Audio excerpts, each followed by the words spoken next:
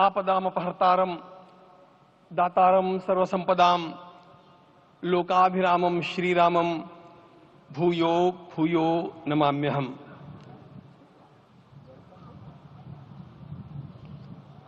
आज अंतःकरण अत्यंत उल्लास से, समाधान से और कृतज्ञता से भरा हुआ है। हमारा संपूर्ण राष्ट्र और पूरा विश्व भी आज भगवान श्री राम की प्रतिष्ठा से आलोकित होने का पर्व आरंभ हो चुका है। यह केवल एक मंदिर में एक मूर्ति की प्रतिष्ठा नहीं है, यह इस देश की अस्मिता, इस देश का स्वाभिमान और इस देश का आत्मविश्वास, इसकी प्रतीक्षा है। 500 वर्षों की प्रतीक्षा के पश्चात यह संभव हो सका। इसके जो अनेक कारण हैं, उनके ऊपर तो आलोक हमारे सारे सम्माननीय अभ्यागत डालेंगे ही। मैं केवल एक काम के लिए यहां पर खड़ा हूं, छोटा सा काम। कारण तो अनेक होते हैं, लेकिन अनेक कारण मिलते मिलते आखिर वे एक विशिष्ट स्तर तक पहुंच जाते हैं और उस स्तर पर कोई महापुरुष हम लोगों को उपलब्ध होता है और उस विभूति के कारण युग परिवर्तित हो जाता है। इस प्रकार का परिवर्तन लाने के लिए अपने जीवन को साधना पड़ता है और इस प्रकार जीवन साधने वाले हमारे इस देश की परंपरा के अनेक महान रत्नों में आज हम लोगों को समय की आवश्यकता, युग की आवश्यकता, सनातन के अंतःकरण की आवश्यकता के रूप में हमारे सम्माननीय प्रधानमंत्री जी प्राप्त हुए हैं।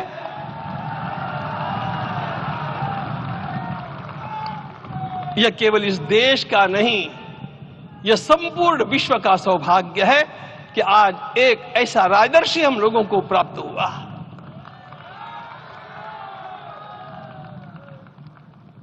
आपके मंगल हाथों से आज प्रतिष्ठा होने की बात थी, वह स्वाभाविक भी था, वो होना ही था मित्रों।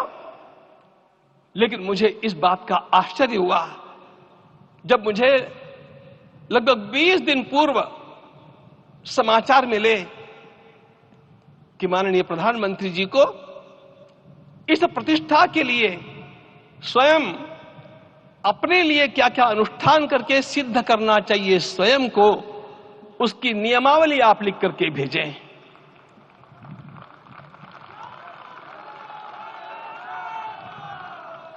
जिस प्रकार का हमारे देश का राजनीतिक माहौल है, कोई भी आकर के किसी भी समय कुछ भी कर्म करके चला जाता है, वो उद्घाटन हो चाहे पौधारोपण हो चाहे कुछ भी हो, लेकिन उसके लिए मैं अपने को सिद्ध करूं, इस प्रकार की भावना कहां होती है? यदि किसी ने पूछा तो मैं कहूंगा कि यहां होती है। भगवान श्री राम की प्रतिष्ठा करनी है।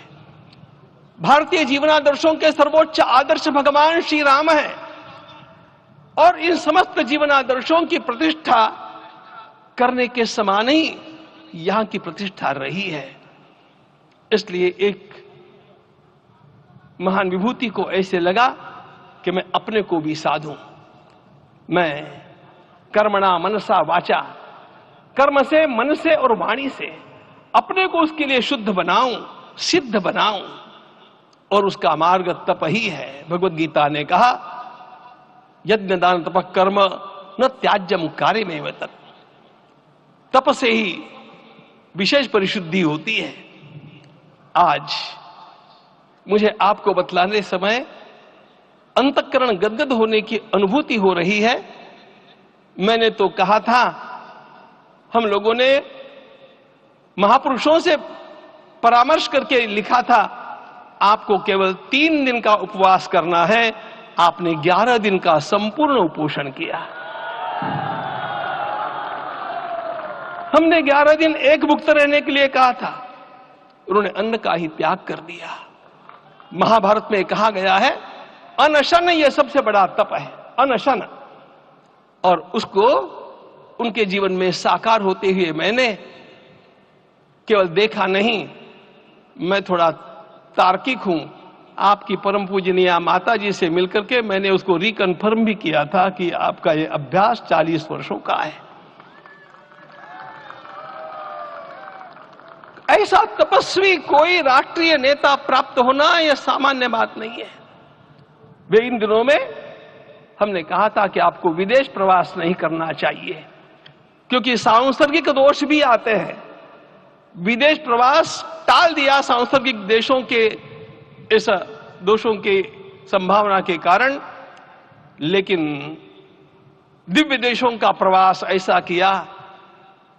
नासिक से आरंभ किया, गुरुवायूर गए, श्रीरंगम गए, रामेश्वरम गए। इन सारे स्थानों पर जाकर के वहां के परमाणुओं को लेकर के और पूरी भारत माता के हर कोनों में जाकर के मानो वे निमंत्रण दे रहे थे कि आइए दिव्य आत्माओं, अयोध्या पधारिए और हमारे राष्ट्र को महान बनाने के लिए आशीर्वाद दीजिए।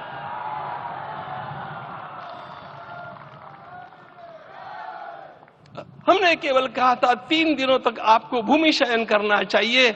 11 दिनों से आप भूमि शयन कर रहे हैं। इस कड़कड़ाती ठंड में इस प्रकार का शयन करना, मित्रों, ब्रह्मा जी ने सृष्टि को निर्माण किया। उस समय उन्होंने एक शब्द को सुना था। भारत की संस्कृति का सबसे मूल शब्द है तप तप इति। हमारे पूज्य गुरुदेव के गुरुदेव परम गुरु कहा करते थे, कांची के परमाचार्य जी महाराज, तपश्चर। मैं जब भी उनसे मिलता था वे कहते थे तपश्चर। आज तप की कमी हो गई है और उस तप को हमने साकार आप में देखा।